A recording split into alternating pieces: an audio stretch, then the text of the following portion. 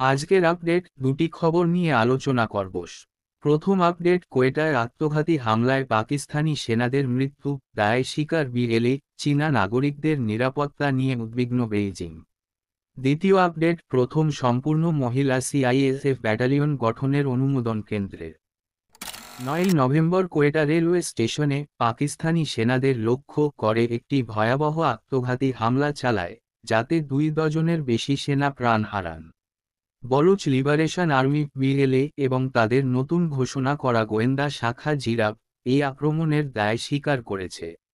জিরাব প্রমাণ করেছে যে তাদের কাছে যথেষ্ট তথ্য ছিল আক্রমণটি সফল করার জন্য।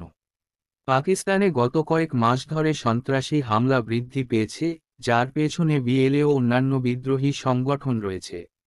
এ পরিস্থিতি বিএলএ বলুচিস্তানে চীনা নাগরিকদের ওপর আক্রমণ চালানোর হুমকি দিয়েছে, চীনকেও উদ্বিগ্ন করছে।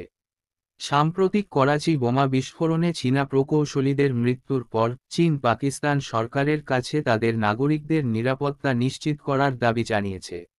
বেইজিং পাকিস্তানের নিরাপত্তা ব্যবস্থায় চীনা বাহিনীকে যুক্ত করার প্রস্তাব দিয়েছে, যা পাকিস্তানি নিরাপত্তা সংস্থাগুলি মিশ্র প্রতিক্রিয়া দেখিয়েছে।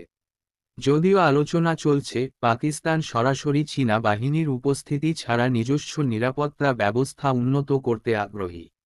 পরেই আপডেট যাওয়া যাক। কেন্দ্রীয় সরকার প্রথমবারের মতো সম্পূর্ণ মহিলা সিআইএসএফ ব্যাটালিয়ন গঠনের অনুমোদন দিয়েছে, যা ১,০২৫ জন মহিলা জওয়ানের সমন্বয়ে গঠিত হবে। এই ব্যাটালিয়ন ভিআইপি সুরক্ষা, বিমানবন্দর এবং গুরুত্বপূর্ণ স্থাপনা রক্ষায় নিয়োজিত থাকবে।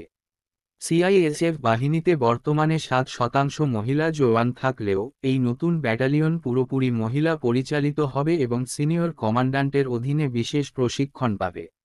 এর ফলে সিআইএসএফে প্রথমবারের মতো একটি সম্পূর্ণ মহিলা রিজার্ভ ব্যাটালিয়ন গড়ে তোলা হচ্ছে, যা মহিলা জওয়ানদের কার্যক্রমে নতুন দিগন্ত উন্মোচন করবে। পরেই আপডেট যাওয়া যাক।